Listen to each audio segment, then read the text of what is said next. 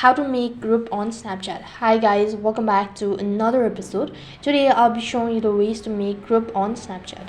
So in order to make Snapchat group, first of all log in into your Snapchat account and go to your chat page from the bottom left hand side corner.